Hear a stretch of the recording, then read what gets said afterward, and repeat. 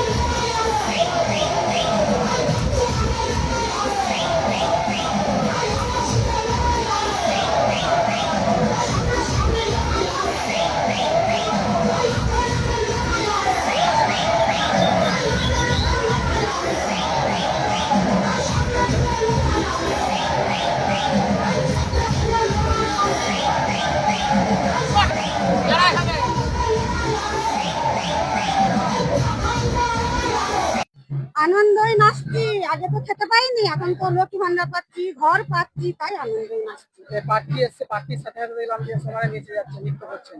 কি কি কেন বলবেন? এইটা হচ্ছে আনন্দই নাচছি, খেতে পাইনি, আগে লক্ষ্মী ভান্ডার পাচ্ছি।